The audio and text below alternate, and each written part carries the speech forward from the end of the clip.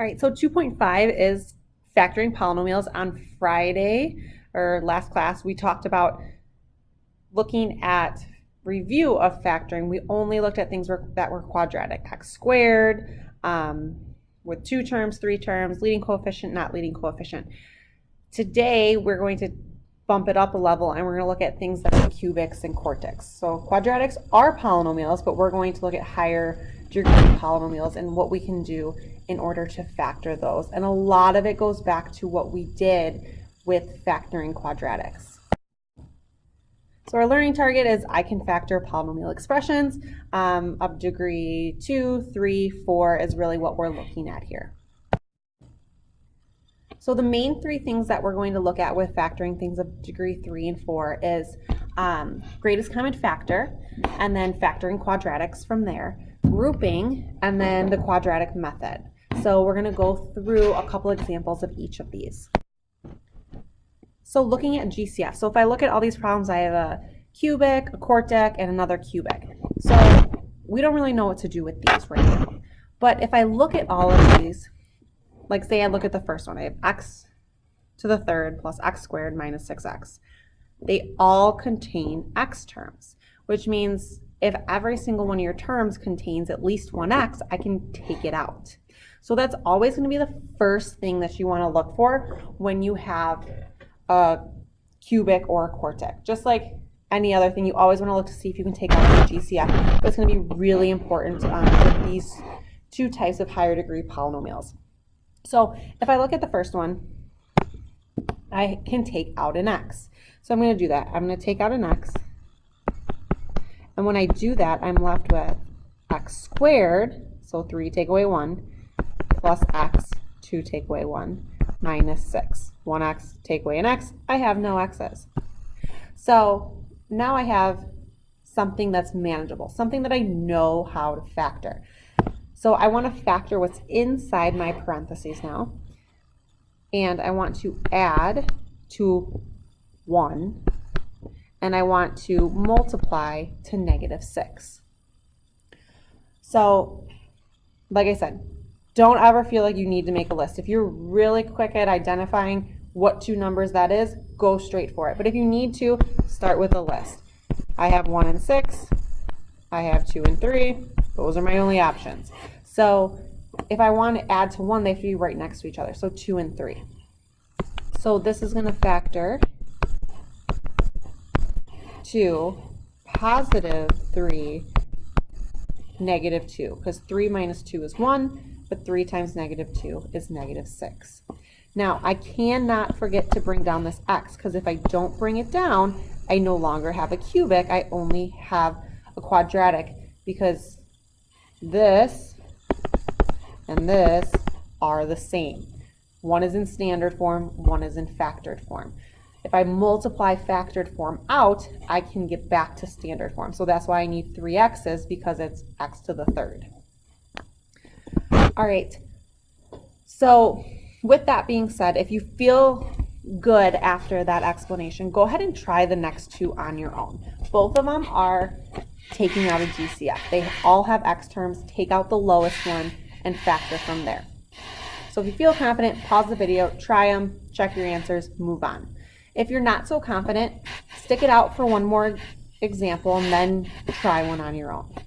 All right, so we're going to look at x to the 4th plus 4x to the 3rd plus 3x squared.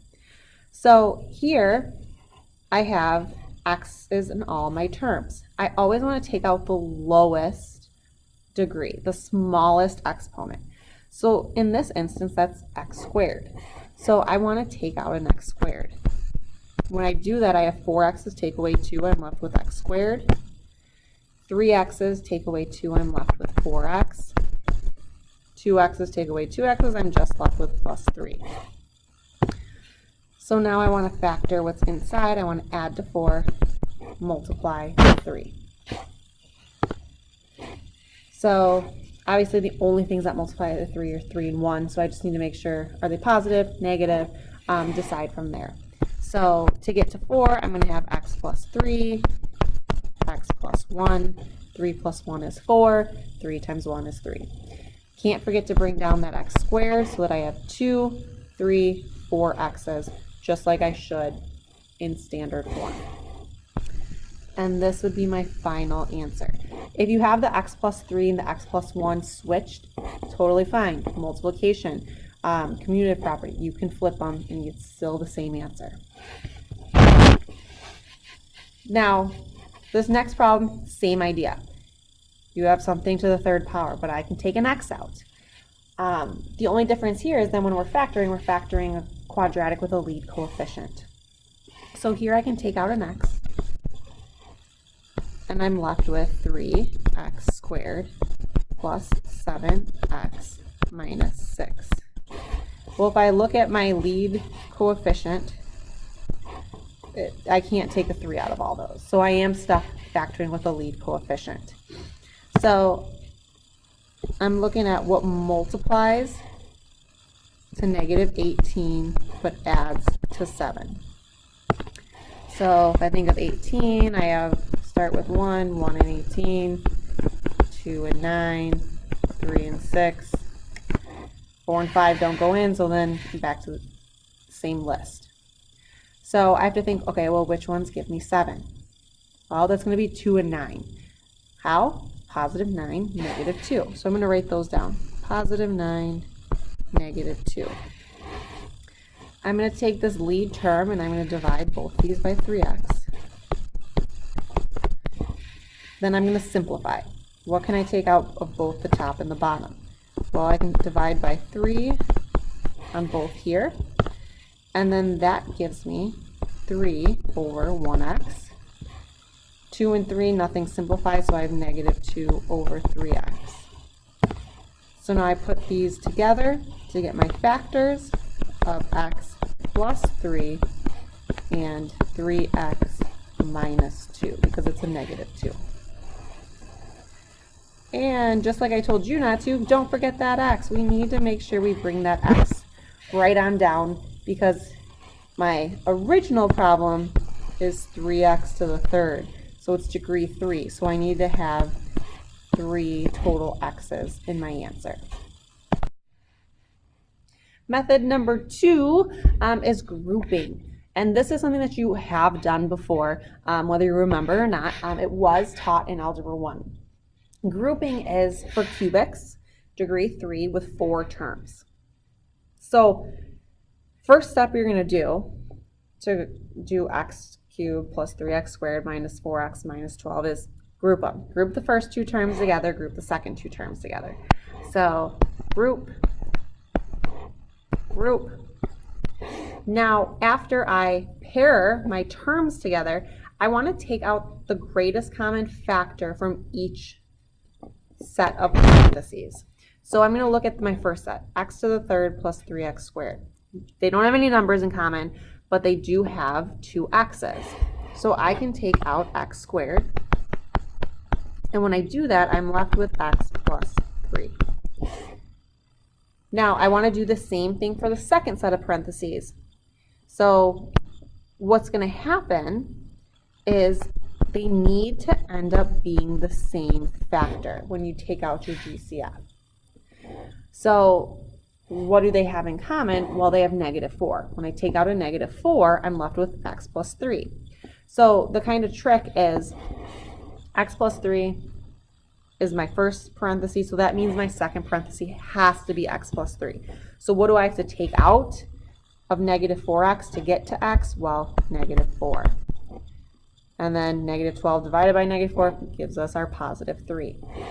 So to write our final answer then, we take our GCFs and we pair those together to get x squared minus 4. And then the like factor is my second factor in my answer. So this turns into x squared minus 4 times x plus 3. That is the answer. However, what I am going to tell you is every time you factor and you're left with something that's x squared, always look for difference of 2 squares. Always check.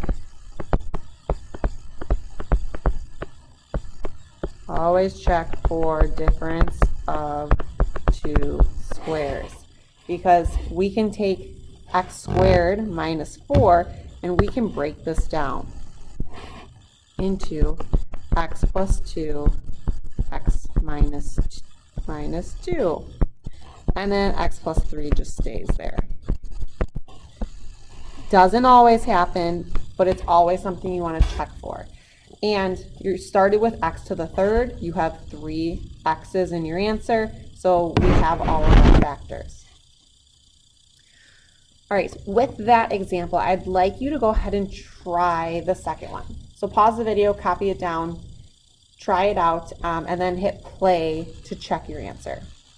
All right, you should get n squared plus 5 times 4n plus 5. So it's n to the third. I have 1, 2, 3 different n terms. So it would multiply back to something that is n to the third.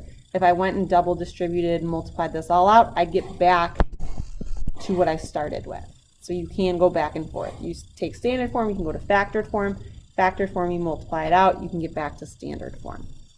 So this is grouping. You'll have to do a few of these on your practice work, your homework, and there's also extra practice located on the 2.5 page if you need some more examples of this. Now the last method we're going to look at is the quadratic method, and this is to factor something that is x to the fourth, so degree 4, with 3 terms. So this factors 4th degree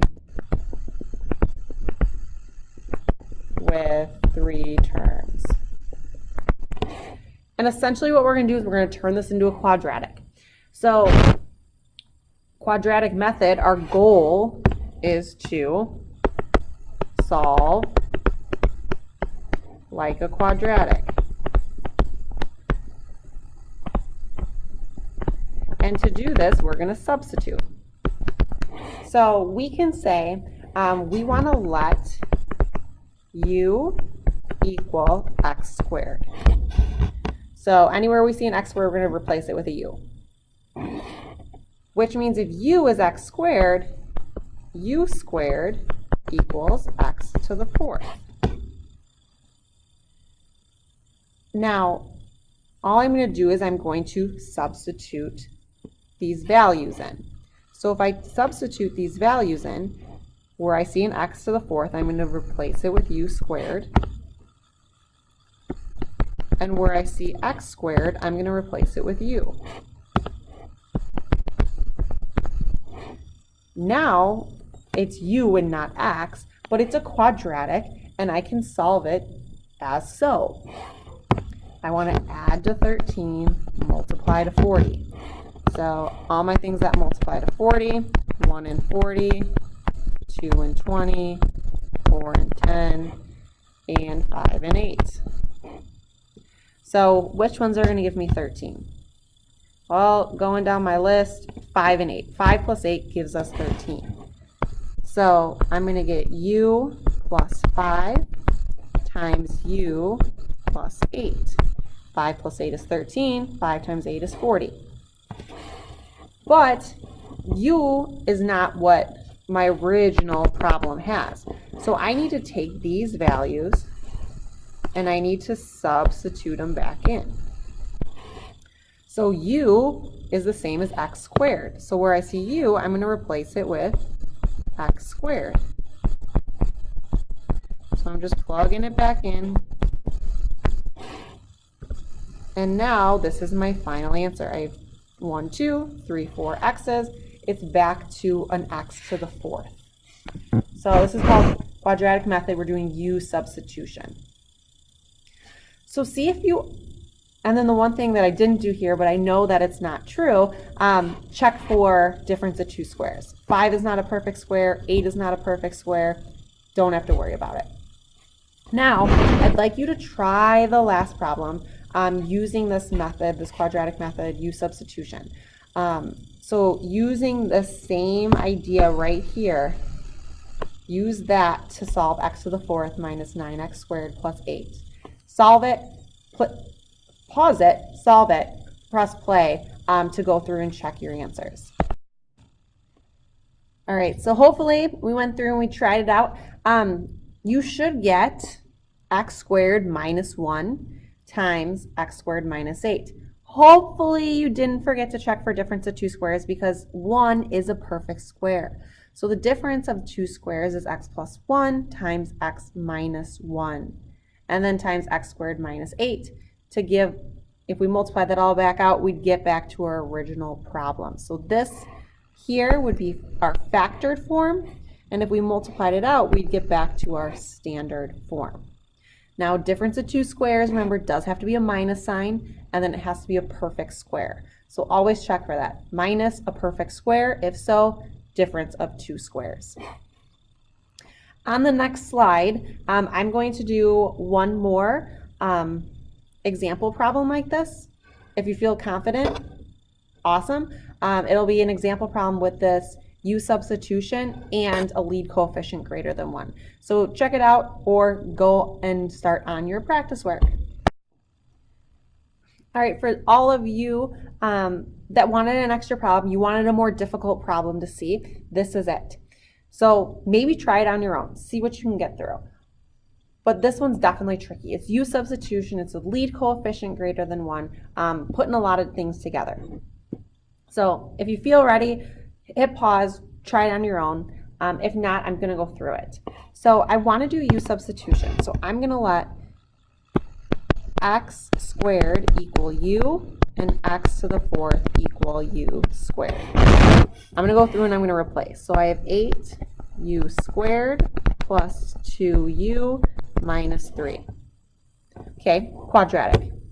Well, unfortunately, I can't take out that lead coefficient. So I do have to factor with a lead coefficient. So I want to say what multiplies to negative 24 but adds to 2. So let me go ahead and make a list. I have 1 and 24, 2 and 12, 3 and 8, and 4 and 6. So which one has a, if I add them, I'm not going to get 2, but if I take a difference, 6 and 4 is going to give me 2. So that means to multiply to a negative 24 but add to a 2, I need a positive 6 but a negative 4. All right, well, let's divide by 8x. Both of these simplify. So if I simplify both of these, I can take a 2 out of this and a 4 out of this. When I do that, I'm left with 6 divided by 2 is 3. 8 divided by 2 is 4x. Negative 4 divided by 4 is negative 1. 8 divided by 4 is 2x. All right, so from here, I want to write my two factors. So I would have 4x minus 3, or plus 3, my bad, and 2x minus 1. If I were to multiply this back out, 4x times 2x would give me x squared. I've been doing this all wrong. I should have u's in here. These should be u's because we are u substituting. So I would have 4u plus 3 times 2u minus 1. So if I multiply this back out, 4u times 2u is 8u squared, and then continue to go through, I would get back to this problem up in blue. Well, I want the problem up in black, so I have to go back and resubstitute. And if I replace the u with what it is equal to, which is x squared, I get 4x squared plus 3 times 2x squared minus 1. And that would be my final answer. If I multiplied this back out, I would get all the way back to my original problem. 4x squared times 2x squared would be 8x to the 4th, and then keep going, and I'd get it all there. So just one more example for your toolbox. Go ahead and work on your practice problems in your homework packets. Have those done for tomorrow. And also, there's extra practice on the 2.5 page for all these methods if you feel you need a little bit of extra guidance.